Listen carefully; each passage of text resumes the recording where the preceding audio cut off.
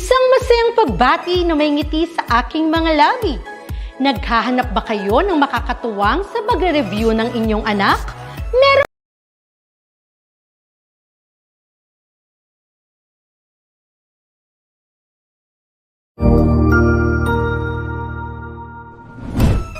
Isang masayang pagbati na may ngiti sa aking mga labi. Naghahanap ba kayo ng makakatuwang sa pagre-review ng inyong anak? Meron yan sa DepEd. Ang ETUlay online tutorial ay libre at handog ng ating kagawaran sa pangunguna ng OUA ICTS EdTech. Ito ay isang proyektong makatutulong sa mga mag-aaral, katuwang ang mga magulang o kasama sa kani-kanilang tahanan para masagutan at maunawaan ang mga modules. Hangad din ng programang ETUlay ang matulungan ang ating mga guro sa kanilang mga blended learning classes. Ang ating ETUlay ay mula kinder hanggang senior high school.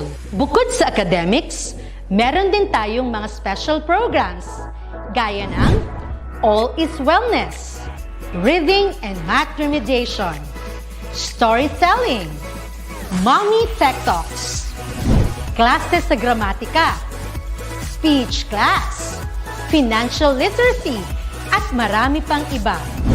Pinalawig din ng ETUlay ang ating Alive program para sa mga mag-aaral mula grade 1 hanggang grade 3. Gayun din ay mayroon tayong ALS program at SPED tutorials na makasisigurong makakamit ng lahat ang inclusive education. May SPED hotline na rin para sa inyong mga katanungan patungkol sa special education. Kaya, subaybayan mula Lunes hanggang Biyernes, mula 9:00 ng umaga hanggang 7:00 ng gabi ang ating ETUlay. Sa ating pagtutulungan, maiaangat natin ang bawat isa. Ating itutulay ang pagkatuto upang di mapigil ang pag-aaral ng kabataang Pilipino. Itulay natin ito, sulong edukalidad.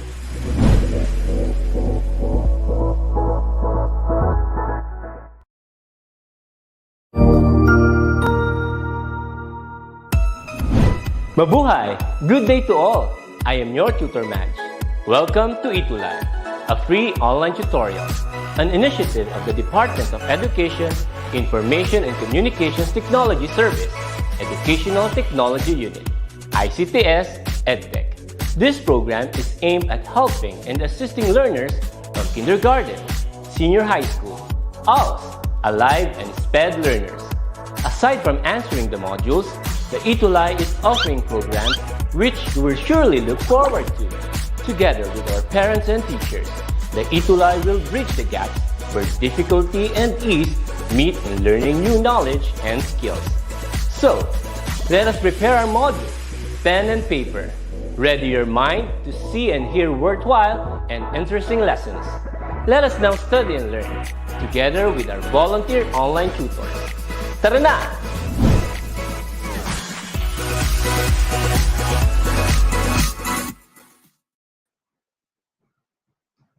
Hello, good afternoon. Yeah. Hey. Good afternoon. Maulang hapon sa inyo lahat. Yeah. So, yun na yung ating PowerPoint. Okay, so medyo may technical difficulties lang po tayo ngayon. So good afternoon, maulang hapon sa ating mga online learners ng ETUlay online tutorial. Good afternoon to our program head, Sir Ronald Cabigo, and also to Tutor Joy. Good afternoon. We're now live. Okay, so good afternoon po sa inyong lahat. Good afternoon sa mga mag-aaral na online learners. Okay. So, andito na po tayo ngayon sa ating online ETUlay tutorial after 2 weeks. Okay, na wala tayong online. Okay, so kakatapos lang po ng election. So, meron na po tayong mga bagong elected officials ng ating na mamumuno sa ating bansa. Okay, sana maging maunlad ang ating bansa. Okay? Okay. Tutor Joy? Okay, ready na po? So, for quarter 4, week 3 of inquiries, investigations, and immersion, okay, reporting findings, drawing conclusions, and making recommendations ang ating topic. Kung napapansin niyo po, I am your tutor Arlene. So, we are not with tutor Tina today because she is in a seminar in Tayo, Pangasinan. Okay, so sana hindi bumigay ang ating Wi-Fi internet connection para tuloy-tuloy ang ating lesson for today. Okay. Okay. So next na po, tutor. So again, I'm your tutor Arlene. Okay. Are you now ready to learn? Then join us as we begin with our research journey. There. Yes po. Next, Tutor Joy. Okay. For our masaliksik na duty of the week, noong week 1, okay, si Darlene Tumampil and Nina Rosel Sevilla. Congratulations sa inyong dalawa for being the masaliksik na duty of the week for week 1. Okay. Kung naririnig nyo, ay pumapalakpak din ng mga ulan at kumukulog pa ho. Okay. Sana malakas ang internet nating lahat para tuloy-tuloy po tayo. Okay, next po, Tutor Joy. Okay. Okay. So, sa liksik of the day, for the month of May is the National Heritage Month. What do we mean when we say National Heritage Month? Ito yung ating mga heritage, okay, according to Proclamation number 439 of series of 2003, yung mga heritage natin na matagal na nandyan pa rin, okay, like mga old churches, okay, dito sa ating bansa, mga deep sea, deep blue sea. Also, we have here in the picture the Banawe rice terraces. These are our heritage of our country that we are celebrating for the month of May, the National Heritage Month, according to the Proclamation number 439 series of 2003. So that is our saliksik of the day. Okay, next po. Dr. Joy. Okay, for learning objectives, we are going to unlock 2 learning objectives. Number 1, define research conclusion. Number 2, okay, draw conclusions from research findings. Okay, so we have 2 learning objectives. Okay, next. Next po. Okay, ayan. Meron tayong crime scene dito. Okay, evidences. We are going to search for evidences sa crime scene. Ano ang nakikita niyo sa picture? Okay, with microscope, looking for evidences. Mayroong nakahiga na babae. Okay, may mga crumpled papers. So anong sa palagay ninyo, mga online learners, ang nangyari? Okay. So dito sa crime scene na to, we are going to look for evidences. Next po. Next slide, please. Dr. Joy. Okay, yan. Too much. Okay, so evidences, there are too much scrap papers on the floor. May photocopier. The time of death is 8 p.m. and no other fingerprints found. Okay, no signs of body harm. Okay, misaligned jaw. Misaligned jaw, yung woman na nakahilata. Okay, so work for 16 hours straight with only 2 meals. Okay, so palagay nyo mga online learners, ano ang nangyari sa crime scene?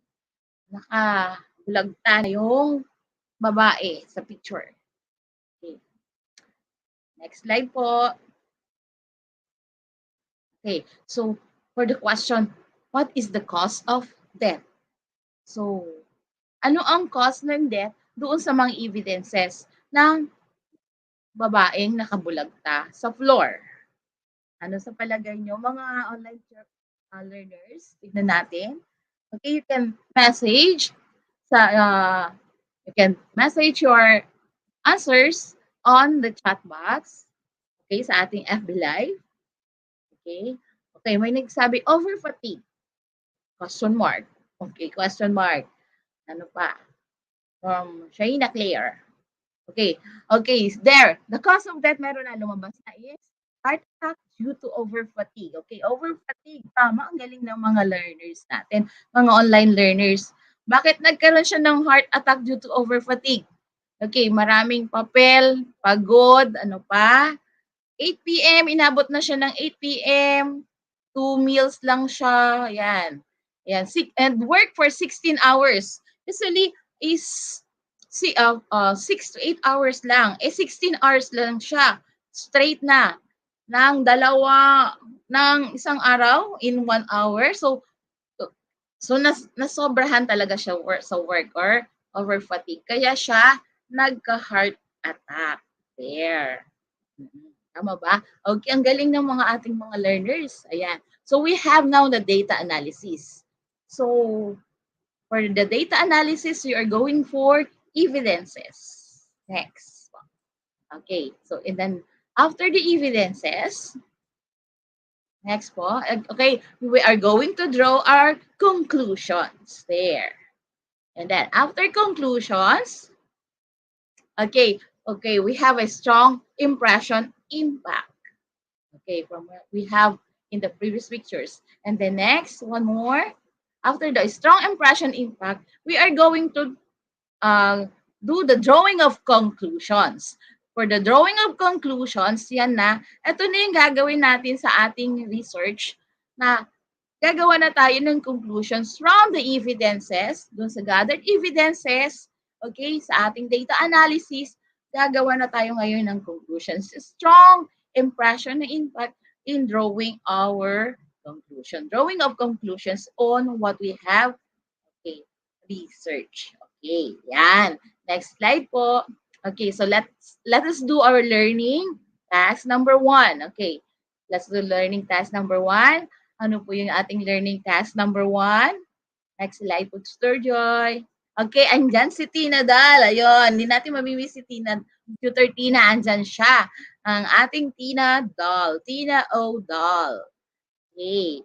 Next slide po for the task. Okay. So, ito ang fish game. We call this the fish game. Meron tayong mga figures dyan, the circle, the triangle, and the rectangle in making the fish game. Next slide po.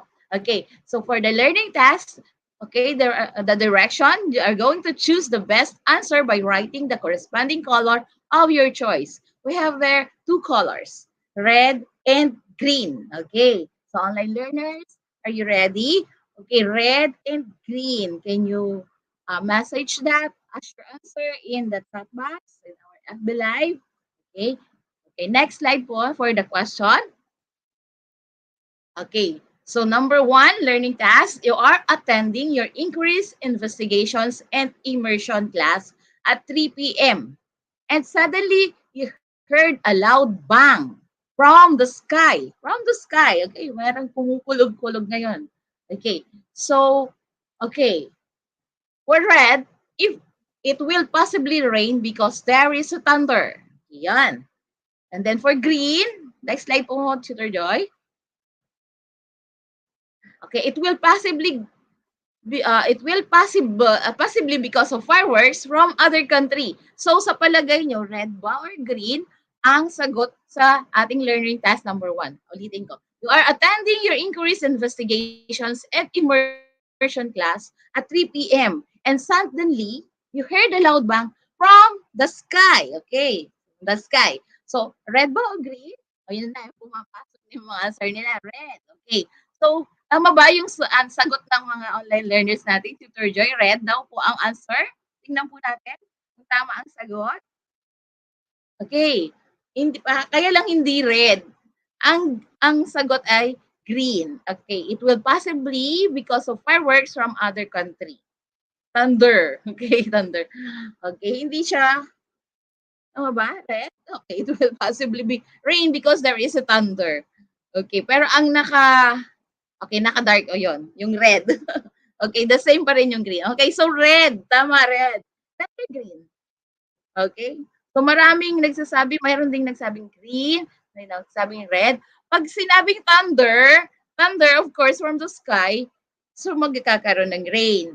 Pag fireworks, iba naman po yung fireworks, makikita yung tayong mga ilaw from other countries. So, red. Yes, the correct answer is red. Next po, number 2. Okay. Now, learning test number 2. You are about to open the door of your house when you smelled cinnamon coming from the inside. So may na naamoy kayong cinnamon galing sa inside ng house. Okay. So what will be the answer? Okay. For red, someone is baking goods with cinnamon. Okay. Number 2 na tayo ha. For green, Tutor Joy. Okay, something is burning inside the house.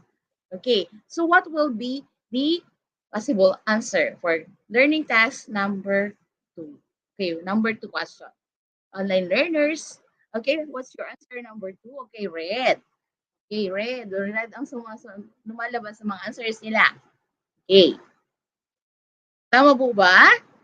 Okay, so let's see. Let's reveal now the answer. Tutor Joy, is it red or green? Okay, red. Yan. Someone is baking goods with cinnamon kasi may naamoy kayo.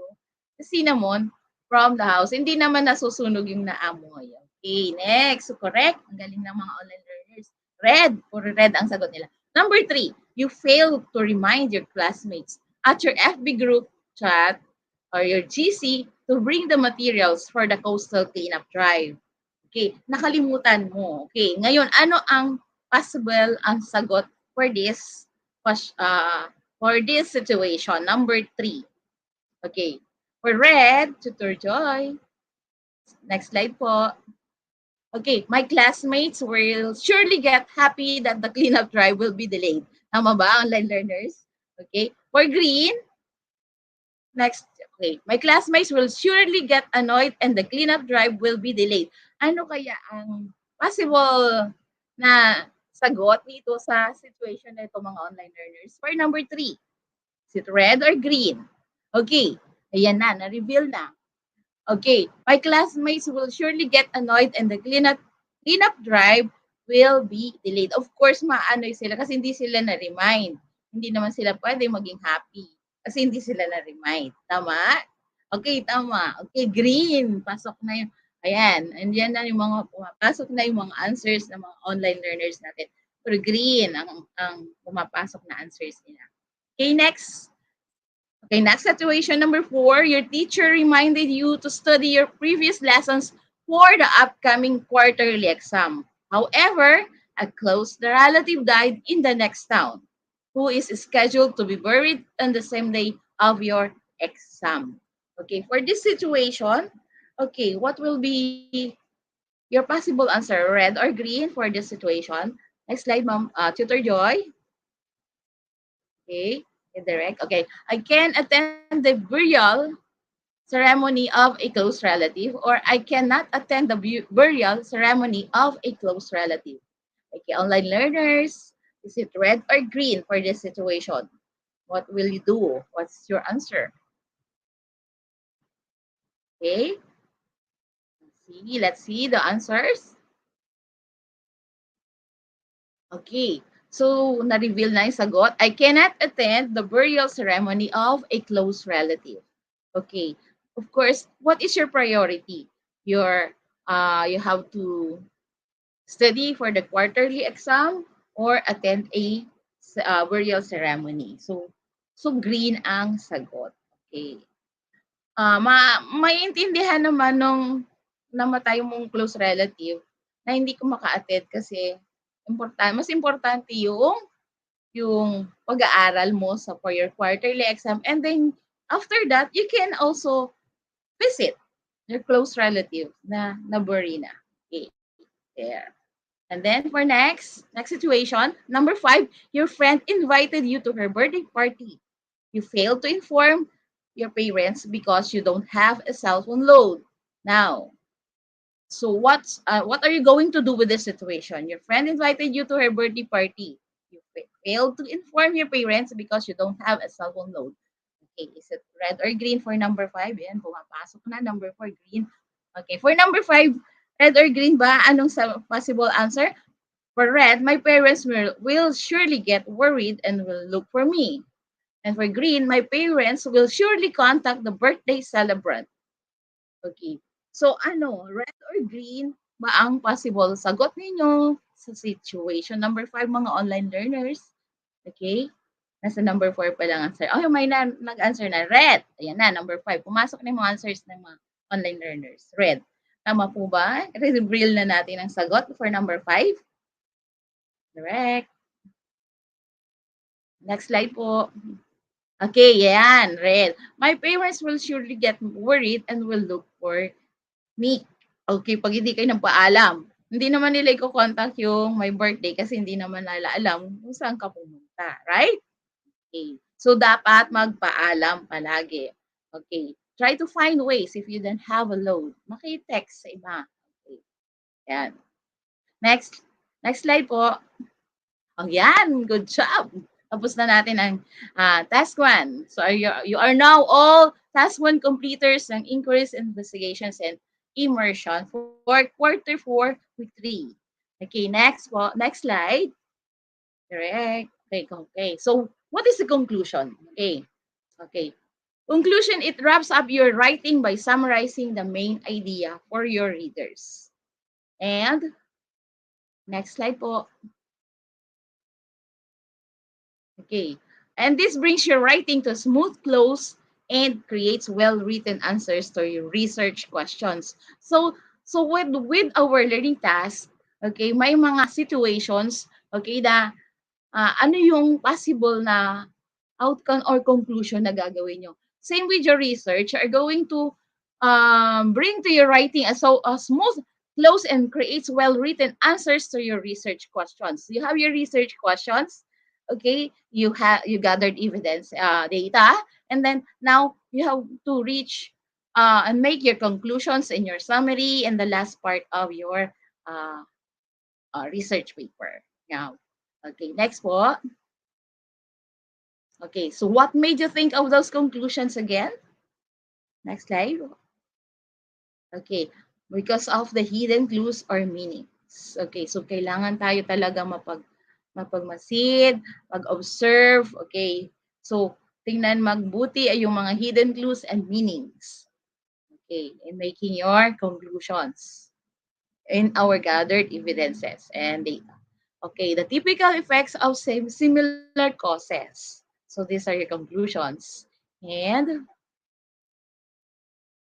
okay, for the guidelines, okay, we have guidelines, okay, and the research conclusions. So we will arrive with you will arrive with your research conclusions following these guidelines. Okay, so from the start ng inyong research study, of course, okay, meron kayong guidelines, diba? Step by step, dinidiscuss natin in research 1 and research 2, ano yung mga gagawin ninyo. Okay, una sa topic, yung problem, and then you state your problem, statement of the problem, your hypothesis, and then you make your related literature, review of related literature and studies, okay? And then you gather evidence, data by survey or making your questionnaires, and then, okay, you have your data now, and then you make your summary, and then your conclusions with the gathered evidences in your research, okay, research data. Next po, next slide po. Okay, so for the characteristics of a good research conclusion, according to Prieto et al. In 2017, okay, conclusions must include inferences, deductions, abstractions, implications, interpretations, general statements, and or generalizations based on the findings.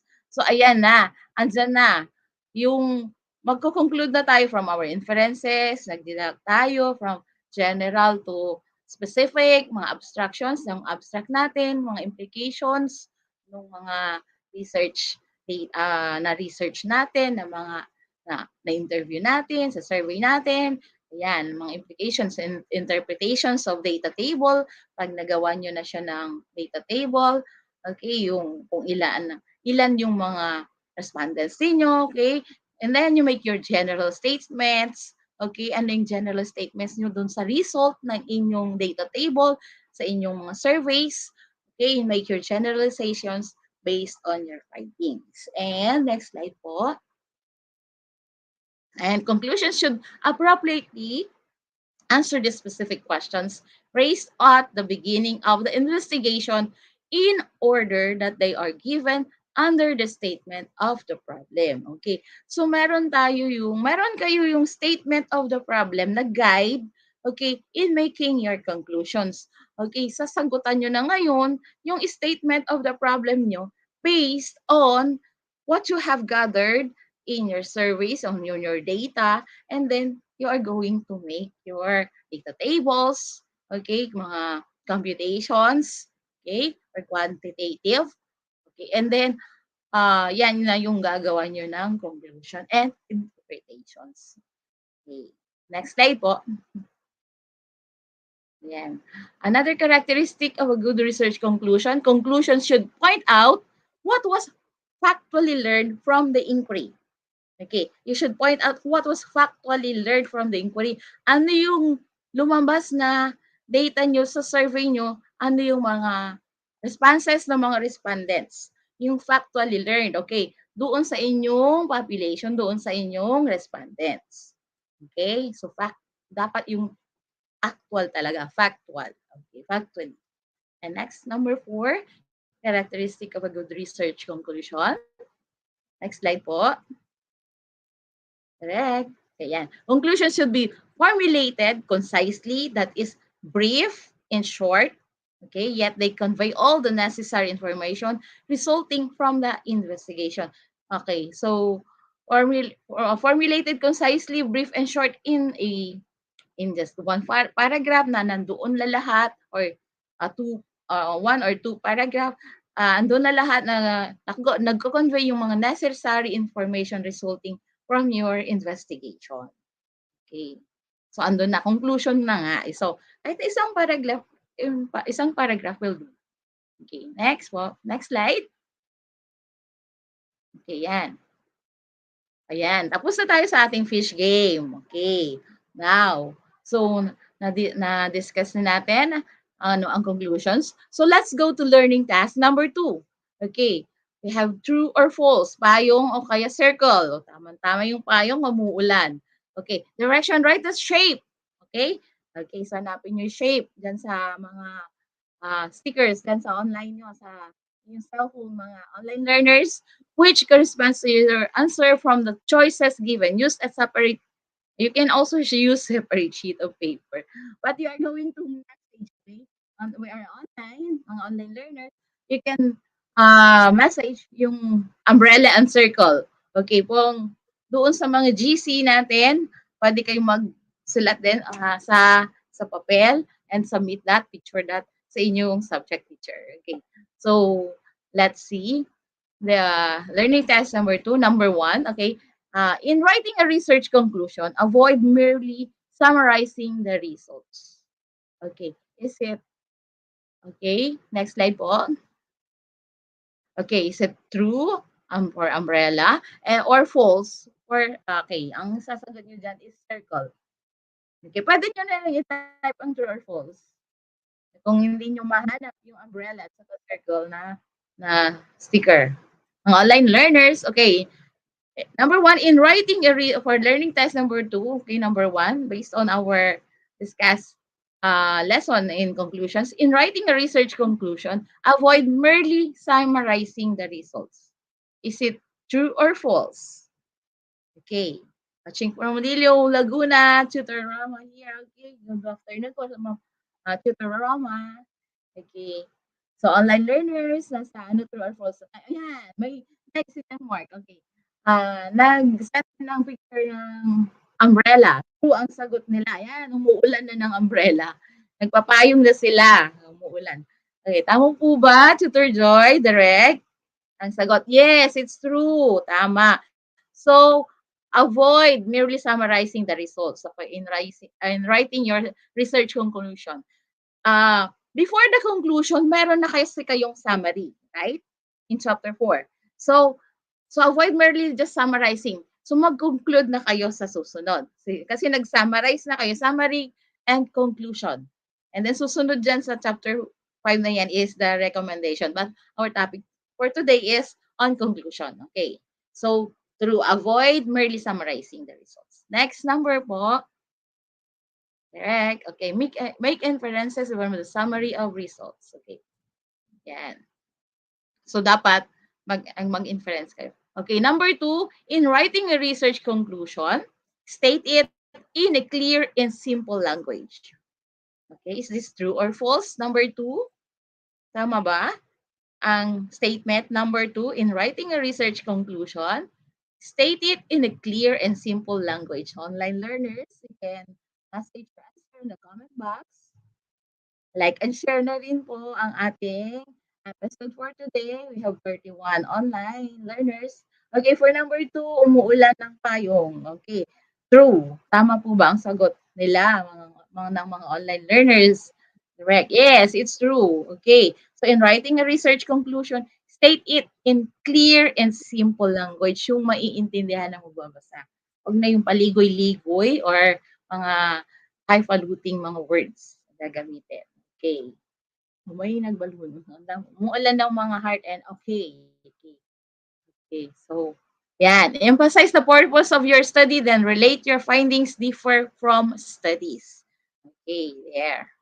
Yun ang mga importante lang ang dapat ilagay sa ating research conclusion. Next slide, number 3. Okay, in writing a research conclusion, just reiterate the discussion of your results. Okay. So, reiterate the discussion of your results. Is it true or false? Okay.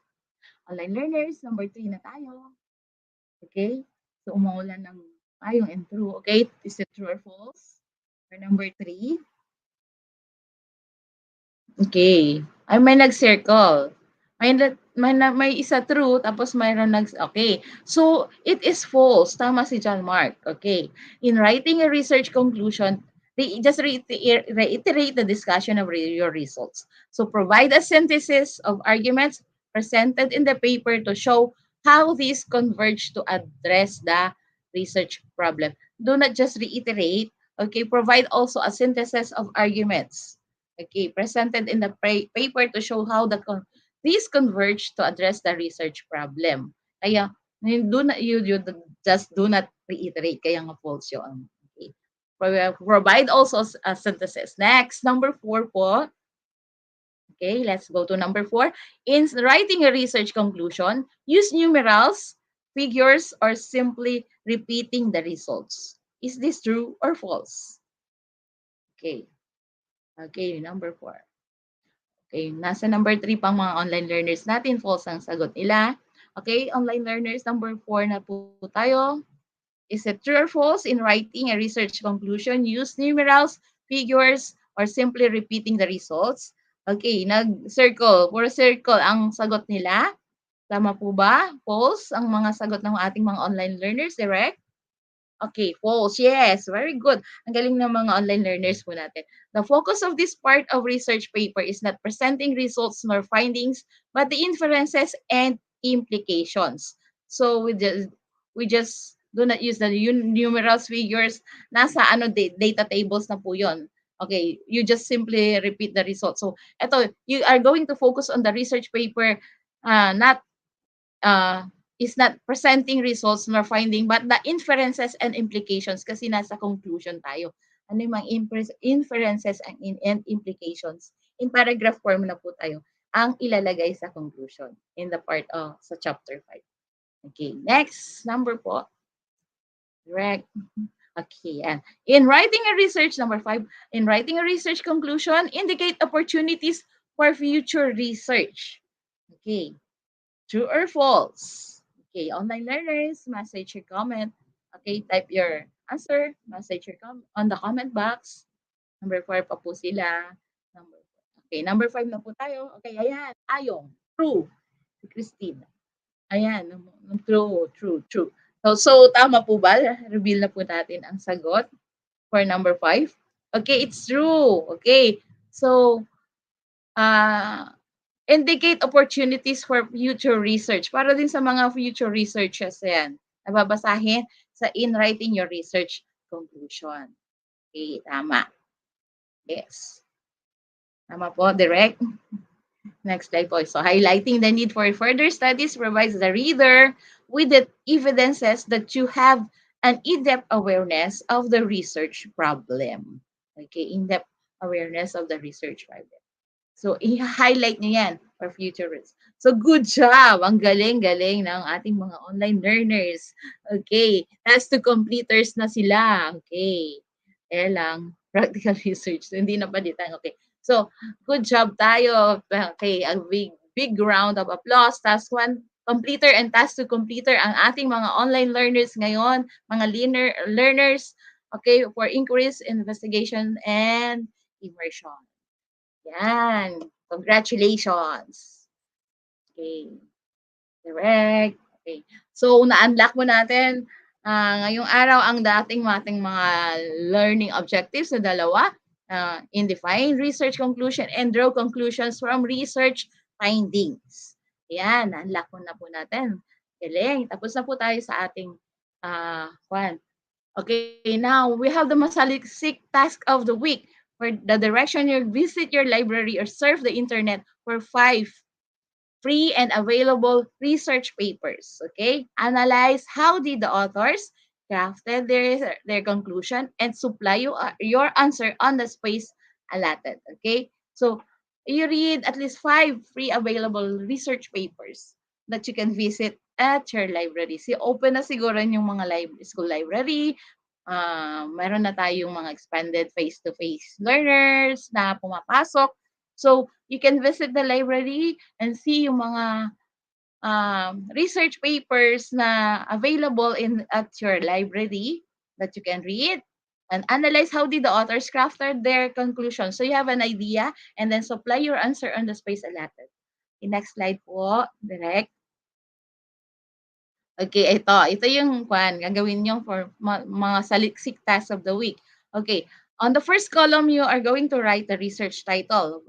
5 research title that you can read at your library. And then, take note also on the second column, the author and date published, include website if sources is from the internet.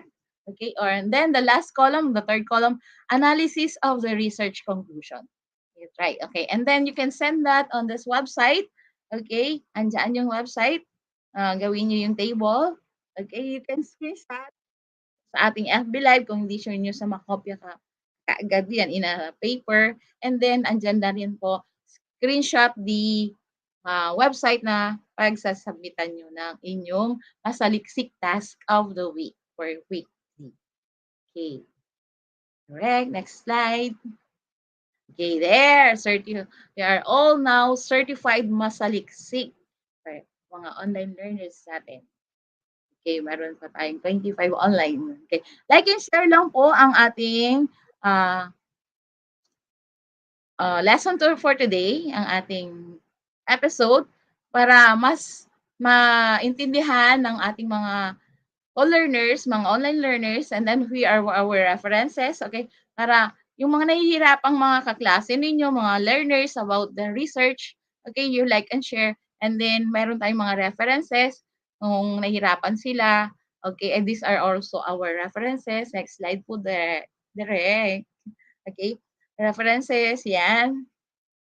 Next slide po. Continue lang po, direct. Tutor Joy, ayan, mga references natin. Okay. Pwede nyo naman po balikan, like and share lang po itong FB Live episode na po ito. Ayan, yung sa references ng increased investigations and immersion from the central office. Yan ang ating mga references.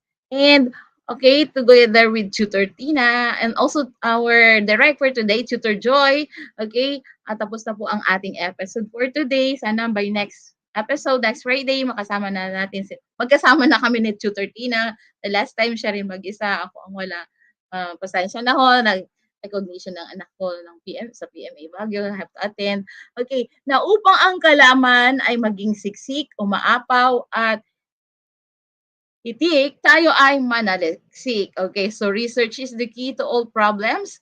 Until next time, I am your tutor Arlene from SDO Pangasinan 2. I would like to thank also our SDS from the Pangasinan 2, Sir Danilo Sison, our ESDSS, and our principal, our sister principal, Sir Nazareno and Sir Rolly Mayugba. Thank you very much for this opportunity. Until next time po ulit.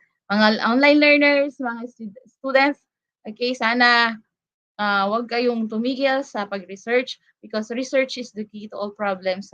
Okay. Maraming salamat. Okay. So until next meeting. Okay. Good day.